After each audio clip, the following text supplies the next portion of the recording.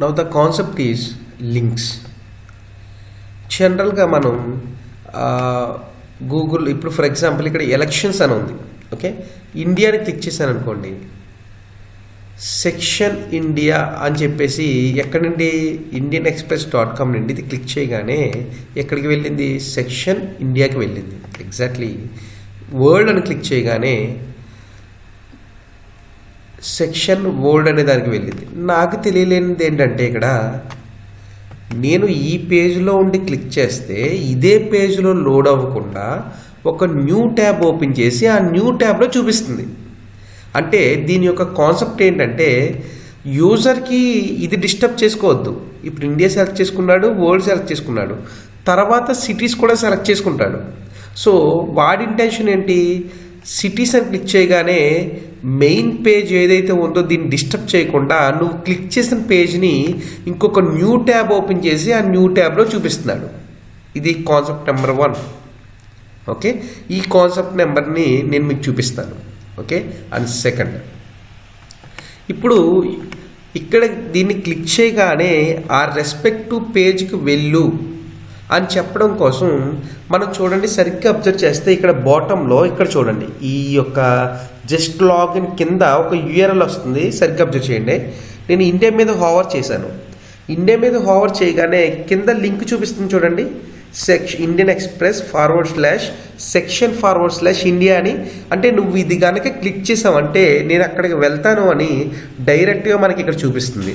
For example world దగ్గర కనుక hover చేసేవారంటే కింద మళ్ళీ ఇంకొక లింక్ మారించి చూడండి, section/world అని వచ్చింది. సిటీస్ దాని మీద హోవర్ చేసామంటే section/cities అని వచ్చింది. అదే ఒపీనియన్ మీద కనుక హోవర్ చేసామంటే section/opinion మీద. సో ఈ విధంగా మనం ఎక్కడికి రీడైరెక్ట్ అవ్వబోతున్నాము అనేది ఇన్ఫర్మేషన్ దాని మీద హోవర్ చేయగానే మనకు డిస్ప్లే అవుతుంది. ఇదంతా ఎలా జరుగుతుంది అంటే నువ్వు కోడ్ రాసినప్పుడే ఇందులో మనం కాన్ఫిగర్ చేసుకుంటాం అనమాట. సో మనం ప్రాక్టికల్గా చేద్దాము. ఓకే, మనం ఒక 2-3 సైట్స్ తీసుకుందాం. ఫర్ ఎగ్జాంపుల్ అందరికీ ఫెమిలియర్ ఫేస్బుక్. ఓకే, మనం ఒక లింక్ క్లిక్ చేయగానే ఈ ఫేస్బుక్ అనే పేజ్ ఓపెన్ అవ్వాలి. ఓకే, ఆ విధంగా కోడ్ రాద్దాం రండి. ఓకే, మనం జనరల్గా లింక్స్ డిజైన్ చేసినప్పుడు లింక్స్ కోసం ఉపయోగించే ట్యాగ్ పేరు ఏంటంటే యాంకర్ ట్యాగ్. ఈ anchor tag open close in between this tag నేను ఏం పెడుతున్నానంటే ఫేస్బుక్ అని పెడతాను. ఓకే, ఇప్పుడు ఫేస్బుక్ అని చెప్పి జస్ట్ ఇలా టెక్స్ట్ పెట్టేగానే ఒక లింక్ అయిపోయి అది వర్క్ అయిపోద్దా అంటే ఈ పేజ్కి వచ్చేస్తుందా మనకి, చూద్దాం.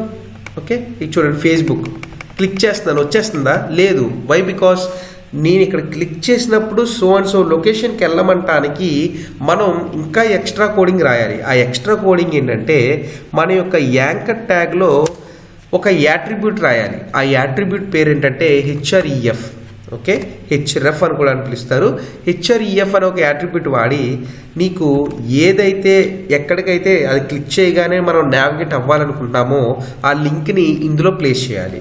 ఓకే, ఇందులో ప్లేస్ చేసి ఒకసారి రిఫ్రెష్ చేయండి. ఇప్పుడు చూడండి, ఇది ఒక లింక్ కింద చేంజ్ అయ్యింది. దీని మీద క్లిక్ చేశారనుకో ఇది విత్ ఇన్ ద పేజ్లోనే లోడ్ అయ్యిందా, సెపరేట్ ట్యాబ్ ఓపెన్ చేసి అక్కడ లోడ్ అయ్యిందా, విత్ ఇన్ ద ట్యాబ్లోనే లోడ్ అయ్యింది. విత్ ఇన్ ద ట్యాబ్లోనే లోడ్ అయ్యింది కాబట్టి అంటే నాకు నా రిక్వైర్మెంట్ ప్రకారంగా విత్ ఇన్ ద ట్యాబ్లో లోడ్ అవ్వకూడదు. ఇండియన్ ఎక్స్ప్రెస్ వాడు ఏ విధంగా అయితే ఒక న్యూ ట్యాబ్ ఓపెన్ చేసి దాంట్లో ఓపెన్ చేశాడో ఎగ్జాక్ట్గా అదే వేలో నాకు కావాలి. సో ఆ చేంజెస్ నువ్వు చేయాలంటే you need to add one extra attribute that is called target _blank. నువ్వు _blank అనేది యూజ్ చేసావంటే ఇప్పుడు ఇండియన్ ఎక్స్ప్రెస్ వాడు ఏ విధంగా అయితే రీడైరెక్ట్ చేశాడో అదే విధంగా రీడైరెక్ట్ అవుతుంది. చూడండి, ఒక న్యూ ట్యాబ్ ఓపెన్ అయ్యి ఆ న్యూ ట్యాబ్లో ఓపెన్ అవుతుంది. చూడండి, మళ్ళీ క్లిక్ చేస్తాను, సేమ్ అలాగే. ఫర్ ఎగ్జాంపుల్ ఇంకొకటి యూట్యూబ్ని మళ్ళీ ఇంకొకటి డిజైన్ చేద్దాము. ఒకసారి కేర్ఫుల్గా చూడండి, ఇది యూట్యూబ్కి సంబంధించిన లింక్. ఇప్పుడు నేను కనుక దీన్ని డిజైన్ చేసి యూట్యూబ్ అని క్లిక్ చేస్తే యూట్యూబ్ అనేది ఆటోమేటిక్గా రావాలి, యూట్యూబ్. ఓకే, ఇప్పుడు ఆటోమేటిక్గా వచ్చేస్తుందా, లేదే. దీనికి ఒక యాట్రిబ్యూట్ రాయాలి. ఆ యాట్రిబ్యూట్ పేరేంటి, HREF. విత్ ఇన్ ద పేరెంట్లో విత్ ఇన్ ద ట్యాబ్లో రావాలా, సెపరేట్ ట్యాబ్ ఓపెన్ చేసి రావాలా, నాకు సెపరేట్ ట్యాబ్ ఓపెన్ చేసి రావాలి. అప్పుడు target is equal to _blank. నువ్వు ఎటువంటి టార్గెట్ అట్రిబ్యూట్ ఇవ్వకపోతే అది ఆటోమేటిక్గా విత్ ఇన్ ద ట్యాబ్లోనే వస్తుంది. లేదు వేరే దాంట్లో కావాలన్నప్పుడు మాత్రమే target is equal to _blank అనేది రాసుకోవాలి. సో ఫైనల్గా నువ్వు ఒకసారి రిఫ్రెష్ చేస్తే ఫేస్బుక్, యూట్యూబ్ క్లిక్ చేస్తే ఇదిగోండి మనం క్లిక్ చేసి మనది డిస్టర్బ్ చేయట్లా, మన పేజ్ ఇక్కడే ఉంది. దీని మీద ఓవర్ చేసినప్పుడు కింద చూడండి https://www.youtube.comకి వెళ్తాను, నువ్వు ఇది క్లిక్ చేస్తే అనే ఇన్ఫర్మేషన్ నీకు ఇక్కడ చూపిస్తుంది అనమాట. ఇది Facebook. Clear? This is the concept of links. And ఇంకొకటి, ఈ లింక్ ప్రజెంట్ టెక్స్ట్లో మాత్రమే ఉంది. ఒక్కొక్కసారి ఒక అమెజాన్ లాంటిది మనం ఓపెన్ చేసామనుకోండి, అమెజాన్ సైట్ ఓపెన్ చేస్తాను, amazon.com. అమెజాన్ సైట్ ఓపెన్ చేసినప్పుడు ఈ అమెజాన్లో ఫర్ ఎగ్జాంపుల్ ఈ యొక్క ల్యాప్టాప్ అనేది ఒక ఇమేజ్, దాని మీద క్లిక్ చేస్తే చూడండి, ఆ ఇమేజ్ మీద క్లిక్ చేస్తే కూడా వేరే చోటకి రీడైరెక్షన్ జరుగుతుంది.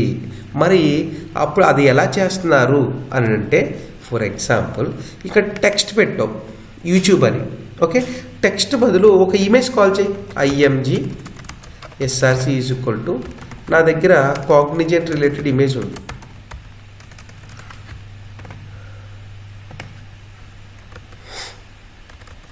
కాగ్నిజెంట్ ఇమేజ్ ఉంది, ఇది నేమ్, రైట్ క్లిక్ చేసి రీనేమ్.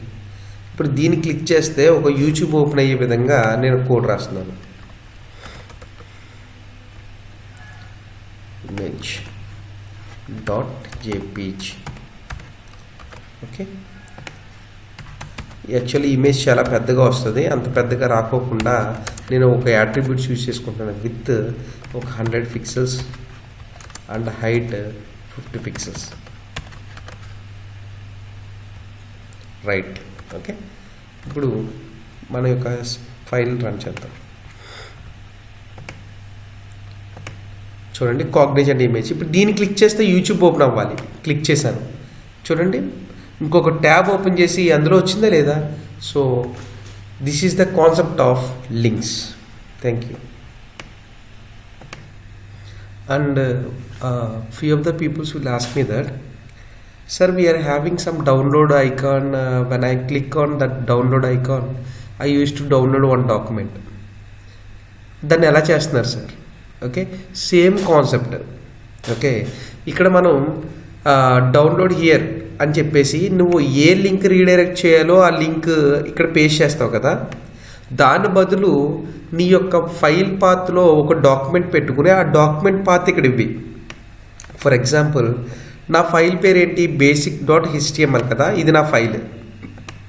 ఓకే, ఈ ఫైల్ కింద ఇక్కడ పెట్టుకున్నాను చూడండి, HTML doc అని ఒక ఫైల్ పెట్టుకున్నాను. ఇది ఇక్కడే ఉంది కాబట్టి HTML doc అని నేను డైరెక్ట్గా యూజ్ చేసుకోవచ్చు. ఓకే, నా పాత్ కూడా ఏమవుతుందంటే HTML doc అవుతుంది. ఫర్ ఎగ్జాంపుల్ నేను ఇక్కడ ఒక ఫోల్డర్ క్రియేట్ చేసుకున్నాను, ఈ ఫోల్డర్ పేరు కంటెంట్ అని పెట్టాను. ఓకే, కంటెంట్ అని పెట్టి ఈ కంటెంట్లో ఇంకొక ఫోల్డర్ క్రియేట్ చేశాను, ఈ ఫోల్డర్ పేరు డాక్యుమెంట్స్ అని పెట్టా, డాక్యుమెంట్స్. ఓకే, ఇప్పుడు నేను ఏం చేస్తున్నానంటే నా ఫైల్ ఇది ఏదైతే ఉందో దీన్ని ఇక్కడ నుండి ఈ ఫోల్డర్లోకి మూవ్ చేస్తున్నాను. నౌ నా ఫైల్ పాత్ ఏమవుతుంది అంటే, నా ఫైల్ ఫస్ట్ ఎక్కడుంది, ఇక్కడ ఉంది బేసిక్ అనేది, ఇక్కడ నుండి కౌంట్ డౌన్ స్టార్ట్ అవుతుంది. కంటెంట్ అనే ఫోల్డర్కి వెళ్ళి డాక్యుమెంట్స్ అనే ఫోల్డర్కి వెళ్ళి ఇక్కడ దొరుకుతుంది. సో నేను ఏం చేస్తానంటే కంటెంట్ నుండి డేటా సెలెక్ట్ చేసుకుని ఈ యొక్క ఫైల్ ఉంది కదా, ఈ ఫైల్ ముందు పెట్టుకుంటా. బట్ // ఉండాలి, // కాదు, // ఇప్పుడు కరెక్ట్గా నా యొక్క పాత్ పెట్టుకున్నాను. ఇక్కడ చూడండి కోడ్ ఏం రాశాను, anchor tag, href tag. And ఆ పాత్ ఎక్కడైతే ఉందో ఆ పాత్ జస్ట్ ఇక్కడ మనం ఏమి అట్రిబ్యూట్ యూజ్ చేయాలంటే డౌన్లోడ్ అనే ఒక అట్రిబ్యూట్ యూజ్ చేయాలి. ఓకే, దీంట్లో డౌన్లోడ్ హియర్ అని ఒక టెక్స్ట్ ఓకే యాడ్ చేసిన తర్వాత జస్ట్ నీ కోడ్కి వెళ్ళి రిఫ్రెష్ చేయండి. చూడండి, డౌన్లోడ్ హియర్ ఇలా క్లిక్ చేయగానే డౌన్లోడ్ అయిపోతుంది. చూడండి డాక్యుమెంట్. ఇప్పుడు ఈ డాక్యుమెంట్ బదులు నువ్వు చిన్న ఇమేజ్ కనుక కాల్ చేసావు అనుకో, ఇక్కడ ఏముంటుంది, డౌన్లోడ్ ఐకాన్ ఉంటుంది కదా, సింపుల్గా. సార్ నాకు ఐకాన్స్ ఎక్కడ దొరుకుతాయి సార్? ఐకాన్స్ ఎక్కడ దొరుకుతాయి అంటే ఫ్లాట్ ఐకాన్స్ అని ఒక వెబ్సైట్ ఉంది, ఫ్లాట్ ఐకాన్స్.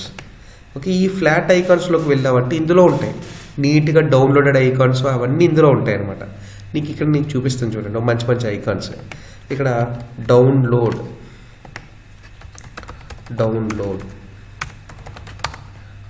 అని చెప్పేసి కొట్టగానే చూడండి డౌన్లోడ్కి సంబంధించిన ఐకాన్స్ అన్నీ వస్తాయి. ఇది చూడండి మన వాట్సాప్లో అట్లో ఉంటాయి చూడండి, ఇటువంటివి డౌన్లోడ్ ఐకాన్స్ వస్తాయి. ఇప్పుడు ఫర్ ఎగ్జాంపుల్ నేను ఏదో ఒక ఐకాన్ తీసుకుంటాను. ఇప్పుడు ఈ ఐకాన్ తీసుకుని ఇక్కడ ఇక్కడ గ్రీన్ బటన్ క్లిక్ చేసి ఫ్రీ డౌన్లోడ్ క్లిక్ చేయగానే ఆ ఐకాన్ డౌన్లోడ్ అయిపోద్ది నాకు.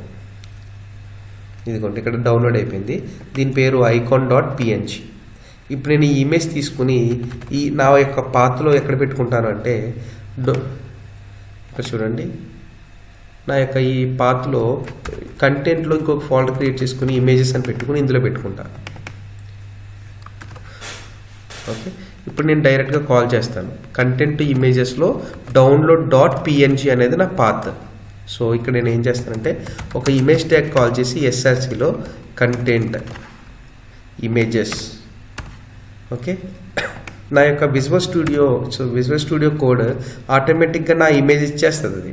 ఓకే, మనం ఏం చేయక్కర్లేదు. ఇమేజ్ అనేది సెల్ఫ్ ఎండింగ్ కాబట్టి క్లోజ్ చేయండి. చూడండి ఇప్పుడు చిన్న డౌన్లోడర్ ఐకాన్ కనపడుతుంది, క్లిక్ చేస్తే అది ఆటోమేటిక్గా మీకు అవుట్పుట్ వచ్చేస్తుంది.